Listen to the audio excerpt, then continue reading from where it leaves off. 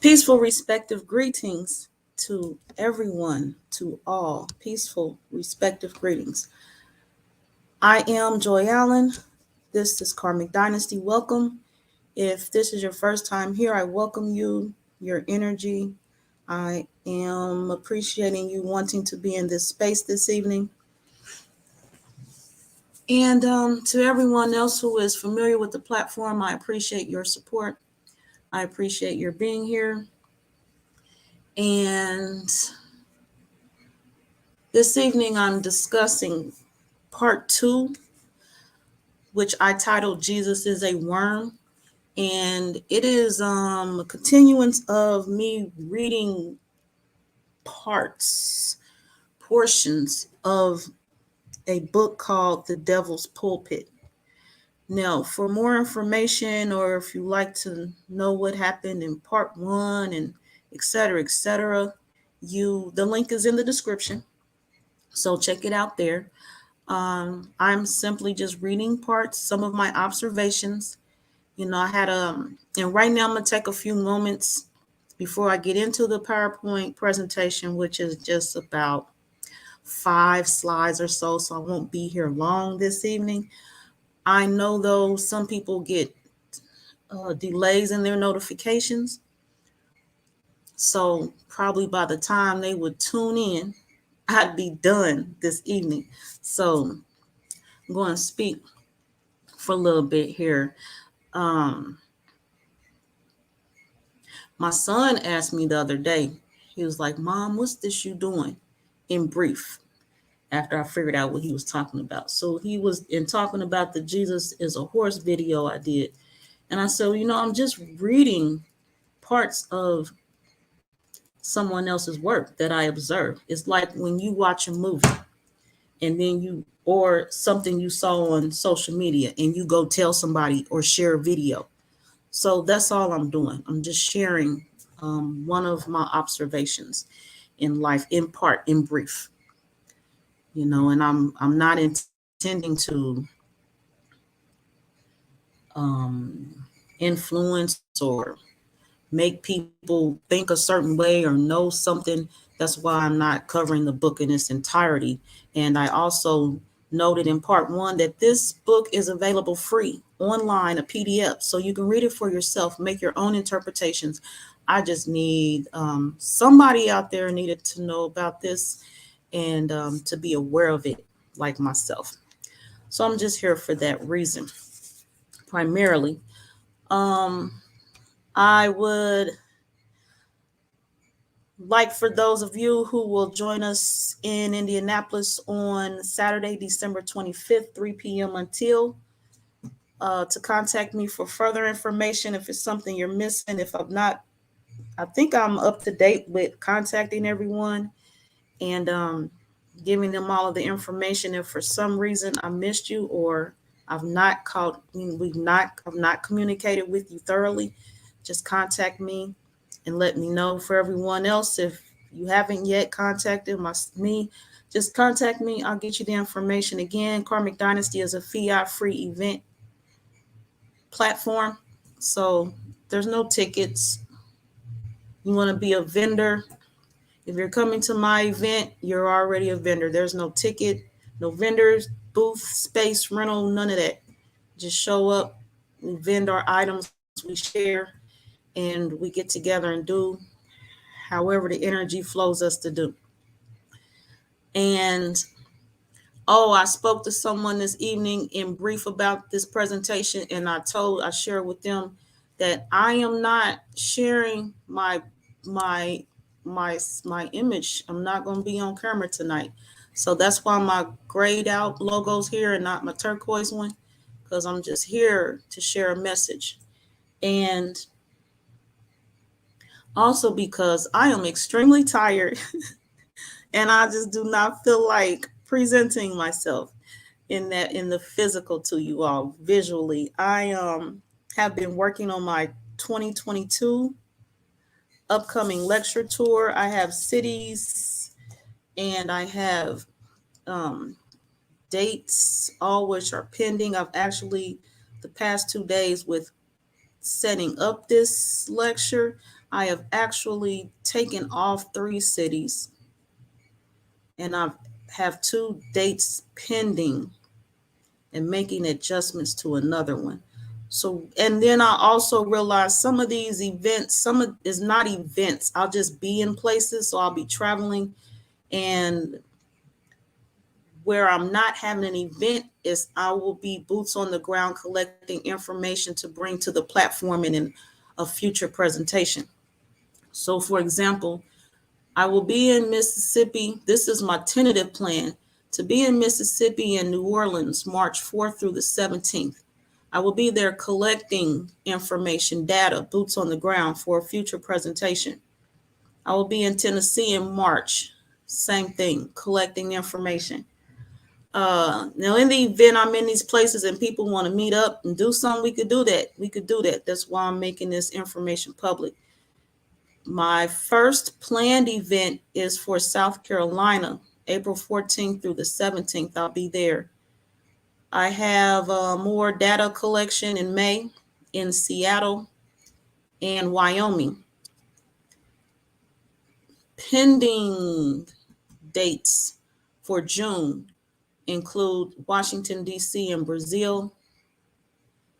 In July, I will be in Boston the 17th through the 19th, and I also plan to be in Boston July 24th through the 26th. For July 17th through 19th is, I think, I'm still needing confirmation, that is the Eternal Presence, the big head cleaning. I plan to be there. And the Rent Pet, of course, in Boston, July 25th. So I'll be there that weekend, plan to be. And looks like July 31st through August 6th, I plan to be in Atlanta and Alabama for events. And I plan to be in Virginia September 3rd. And not sure how long I'll be there, but definitely at least a couple days. So that's what I'm looking at right now. Once I finalize everything, I'll send out flyers and update everybody. And that's what I have for now. Let me see if there's anything else I needed to share before we get started with this brief presentation this evening. I'm glad you all are here. Oh, right quick, while I have this moment, let's see here. Let me take this away. Hold on, can I do this? Let me take this away. Yep. Okay, so I'm need y'all now. I'm sharing this information because I've had somebody asked me to share an upcoming video link with them from my platform, and I did. And they were like, oh, I thought that was for this and this. And I'm like, no, that's not for that. This is this. So these are my upcoming videos I have planned. Also, for those of you who don't know, I'm no longer on Facebook. My account is there, but I'm not posting there. So you won't see my videos there unless somebody shares a YouTube link. Gratitude. Now, let's see. After this, Jesus is a Worm, part 3. I have Jesus Corn for the Twins and Bull. So that'll be part 3. And the date and time and stuff is there. Also, the last part 3 of the Matrix movie review in preparation for the upcoming Indianapolis event. Ra, aka Mentat, aka Tech, along with Ramutef Kweb, will have the Matrix part 3, the movie, the third installation, the movie review.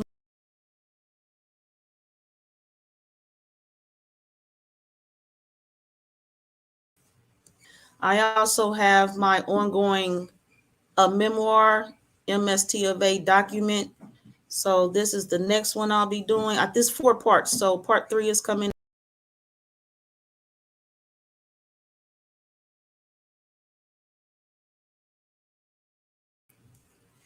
And a new one, if you're not sure. I will be reviewing. Now, originally this was going to be just one broadcast presentation.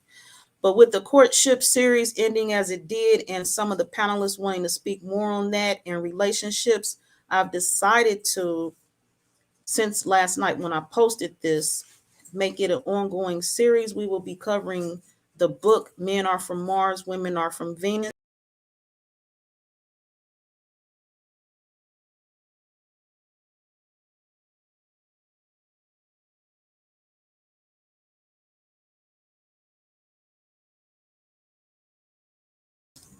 Gratitude, gratitude, gratitude. I appreciate you all and your time and your information. Now, we're 11 minutes in, almost 12. So I think there's plenty of time for people to have received the notification and for us to get started with the presentation. So, the matriarch, Sheree L, hashtag unoccupied Turtle Island. She speaks good, grand evening royals. She's here for the smoke. She's here from YouTube with us. Actually, YouTube and Twitter, those only two places I'm streaming. So everybody here is from YouTube. I'm not getting Twitter comments right now, so I don't know what's going on over there. Frankie Styles, 3711 LLC. Check her out. Good day, balance, and wholeness to you. Gratitude, gratitude. She's speaking, of course, from YouTube. John's son, Halito, he speaks peace, peace, fam. I have my sister, my friend here. Hugs, Kai. She speaks peace, joy, and peace to everyone. This is Kai Creatress from her YouTube channel. And yeah, no fiat currency taken. You like that? I love it. I love it. This Karmic Dynasty, again, is a fiat-free event platform. And Shay Pink 40, my other moderator around here, she speaks hi, fam, in chat. Peace to you. Peace. Gratitude. So now we are going into this presentation. Oh, hold on. Let me change my background. Gratitude. Okay, cool. Cool. Now where am I at? Jesus is a worm. Now this is part 2 again. As I said, I'm going to share, well, I don't know about right now. The Devil's Pulpit. This is what I'm sharing. It's a book, y'all. Book. Be mad at me. Now, on the far right, you see a shadow, a little glimpse of the book cover. And in the middle, I'm looking at the pages of the book. Okay, and reading in brief. Let's see. And let me go back a few so we can catch up where we was at. So Jesus is a horse, part 1. But of course he is a horse, huh? Well, part 2 says he's a worm. Let's look at where we ended in part 1 to get into part 2. Let's come up here. Jesus Christ was a cockchafer or Maybug proves that the saint must have been right from those words of God himself in the 22nd Psalm, where he expressly says of himself, as for me, I am a worm and not a man, where the Hebrew word, which has been translated a worm, as a great Caecilius thinks, should have been translated a cockchafer. But I am satisfied with the correctness of the received rendering, and do, God be praised for so much grace, rest in most assured conviction that our blessed Savior, in that high and sublime sense of the science of divinity, of which our divines of the present day are so egregiously ignorant, really was a worm and not a man, as I can prove beyond all possibility of doubt that no such man ever existed. But sprinkle cool patience on your warm feelings, and I will make this matter possess itself of your conviction, with confirmation strong as proof of holy writ.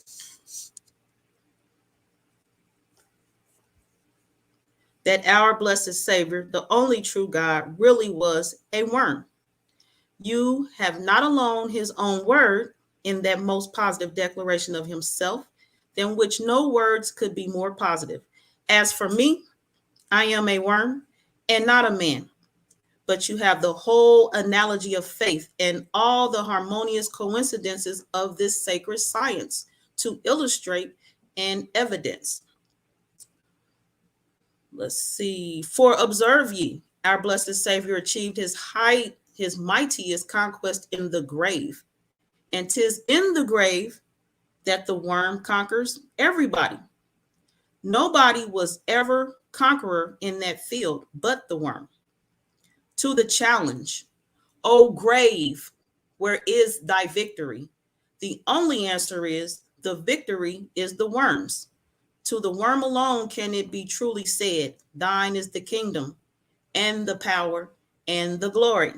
The debt of gratitude, however ungrateful, must at least be paid. And as they say, our blessed Savior died for us, we must die for him. And as he gave us his flesh to eat, we must return the compliment and give him ours.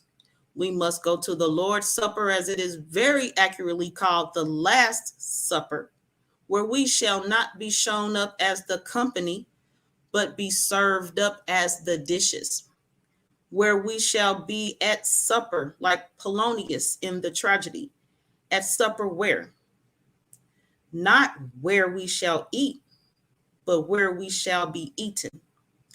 That he was a worm and no man is still further illustrated by that text which saith of him, verily thou art a God that hideth thyself, and that which saith, who only hath immortality, as he thrice declares to be the worm that never dieth. Whatever part of us may go into that fire, the fire that never shall be quenched, nothing is more certain than that when we go to Jesus, all the fat and lean will go to the worm that never dieth. Now hold, and I unlock this mystery. The mystery exists only in the misty view of Christian ignorance, for this is our noble science. That like the rock that lifts its awful form, swells from the veil and midway meets the storm, though round its sides the rolling clouds are spread, eternal sunshine settles on its head. The intolerance of Christian ignorance might be ready to exclaim that at this rate we could make anything of Jesus Christ. I certainly proved him to be a horse, and now I have proved him to be a worm. Yes, and if you'll honor me with your attention hereafter, I will prove him to be a fish. So looks like I'm going to have a broadcast on Jesus being a fish. And that you may not think that I treat the matter lightly, I will prove him to be a pair of scales, and you shall weigh him for yourselves. Remembering only, I pray, that a false balance is an abomination to the Lord, but the true scales are his delight. In a word, we shall trace the real and only Jesus Christ through every one of the 12 signs of the zodiac to have been nothing more than the personified genius of each of those signs. And we covered that. That was covered in part 1, so I'm not going to finish this paragraph. As but look, I pray, on any projection of the signs of the zodiac you please. Immediately before the horse or centaur of November, you shall see the scorpion, black beetle, or worm that never dieth. The genius of October, the first of the winter month, standing there in the gates of hell. That is the point at which the sun dips below the equator, and there stands the worm to testify to the whole world that from the pest of Christianity, I shall show you that though it may be possible enough for the dunce and the fanatic, the half idiot, or the 3 parts knave to still continue to take personifications for persons, allegories for histories, and the mere machinery of science for its ultimate scope and end, it is not possible for a man of learning, whose learning has never taken its fair range in these investigations, not to know that the Christian religion, as taught in this Christian country, is what I may not call it, craftily practiced by great and mighty knaves. And me, myself, this Joy Allen speaking. If you don't know what the word knaves means, I suggest you go look it up. It's been covered in the Nursery Rhymes Decoded video, Rubber Dub Dub, 3 Men in a Tub. Check it out. upon the simplicity of ignorance and the impotence of childhood. Okay, let's read this. But here, sirs, with no other presumption than such as that of those who, in any age of the world, have offered truth and science to the world, in the place of the jargon of sanctified idiocy and consecrated falsehood, as Pythagoras presented his demonstration of the equality of the square of the hypotenuse to the squares of the sides of the right angle triangle, as Columbus presenting his evidences of the existence of the transatlantic continent, and as Galileo asserted his science of the earth's motion, in the teeth of monkish ignorance and priestly cunning, incapable of anger as of fear, inviting criticism and challenging the opposition of learning, if there be any learning in the world that can oppose us, we offer you our great solution of the evangelical riddle. It can only confuse you while you are ignorant. It can only offend you while you are dreaming. Awake, and you will find that we were awake before you.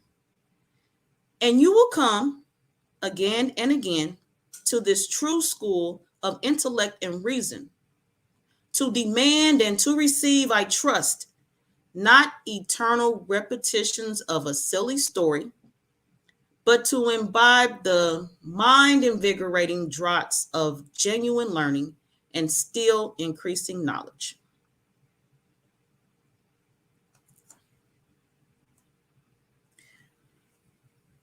They had but the same and no other means and ways of communicating the ideas they acquired. Let's see how where am I going? Okay. Right down here. Hence arises the large and very extensive class of words called radicals. That is, words which are the roots and basis of innumerable varieties of language, but which, when analyzed, are found to be essentially the same and of the same signification in all the languages of the earth. In these you have the advantage of learning, as you learn the general chords and principles of music by your own ear, by hearing me repeat to you, as in my custom, all the different languages through which the text on which I treat has been derived. These radicals are always monosyllables. They never require more than 3 letters and may often be expressed by 2 or only 1. Hence, the earliest or most ancient languages of men are all monosyllabic, and all the combinations found with them are merely grammatical and artificial variations of the sound, but not of the sense, and have been introduced in much later times, sometimes poetically and tastefully, but oftener to hide and conceal the original source whence they were derived. Of which last sort of words you cannot have a more striking specimen than that of the first noun in our text, the name Jesus, of which the last syllable us is no part of the word itself, but the mere Latin termination added to the only real and complete word jes, Jes. Thus, Jesus Christus is good Latin, but Jesus Christ is neither good Latin nor good English, nor good sense. For, in taking away the Latin termination from Christus, to render it to the English Christ, we should take away the Latin termination from Jesus and render it into Jes, Jes. The Greek word for Jesus, being which is precisely the same adoption of the Latin termination into Greek as our Jesus is an adoption of it into English, is one among the 10,000 proofs that betray the monkish Latin origin of our New Testament. That is, that the Latin and not the Greek was the first language in which the contents of the sacred diegesis of Egypt was brought to the knowledge of the priests of Europe. The translation was made from the Latin into the Greek, and a Greek original pretended, not till after it was found expedient to oppose a check to the advance of curiosity and to throw a thicker veil over the mysteries of the gospel craft. Had the Greeks been original, the Greek for Jesus must have had the Greek termination, but the Greek is bad Greek and nothing more than the Latin Jesus exhibited in Greek characters. The written documents, the diegesis, from which first the Latin and subsequently the so falsely called original Greek was derived, have necessarily perished. But Christian ignorance, in mistaking its fable for a history and committing itself to criticism, by fixing an era and a scene when and where its imagined events occurred, has supplied the means of demonstrating the utter falsehood of its pretenses, inasmuch as we are able to adduce positive evidence of the existence and prevalence of precisely the same story in India, Persia, Egypt, and Greece for more than 1,500 years before the date assigned to the pretended occurrence of it in Palestine. But taking the words of the Greek text, the highest written authority to which we appeal, in their most simple and primitive significancy, and suffering no suborned or forestalled sense to pervert us from the sense which those words would naturally convey, we shall find it far, infinitely far, from any such historical or even pretended historical sense as our fraudulent English translation and still more fraudulent preachers of the gospel would palm on our insulted reason. Jesus is a worm. This has been part 2. I told you I wasn't going to be here that long. 28 minutes, 58 seconds. Okay. All right, let's look up here. Look up here because I've been in there, so I didn't get out here in the comments. Yeah, looks like Jesus is a worm. Oh, it was him that tempted Eve in the garden. Peace to my sharer. Abdiel Ben Levi L speaks peace to the tribe. Gratitude for the positive love vibration heading to all the people. We appreciate that. Shapeshifter, you know, as the author said, each zodiac sign, and from where I'm from, most people say there's 12, so that means there's 12 Jesus. Probably saw itself in each disciple. We covered the disciples and the seasons in part 1 in brief. And in some parts where I'm from, there's 13 zodiac signs. So Jesus just shifts and shapes at least 13 times. Definitely, I got you on fish as a Pisces. I might cover that. I got to see how much more of the book I want to cover and which parts. Solstice is coming with, Christianity is democracy. All right. Islam. My appellation is not the same color as it used to be. All right. Okay. All right. Well, I thank you. I thank you all for being here. And yes, oh my, I can't wait to look at this book a little more closer as far as the presentations and bringing it to the platform and sharing it with those who will take part and sit at the table. I appreciate breaking bread with you all. And there will be no eating of my flesh around here. All right. I will see you all in a few days. What's going on in 2 days? Let me see what's going on.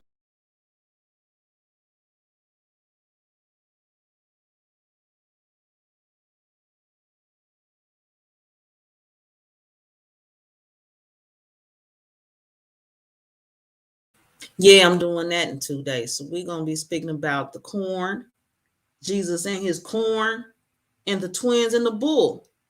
That's what we're going to be talking about. Corn, corn, corn. Oh, peace, everyone. I'm out of here. I'm out. Enjoy your evening. Enjoy your days. Enjoy your life. Enjoy your time. Enjoy your own energy. We be looking out for other people's energy. Enjoy your own energy. Enjoy your own space. Enjoy your avatar. Take care of it. Take care of that avatar. Take care of it. I'll see y'all in a few days. Peace and love. Peace and love to you all.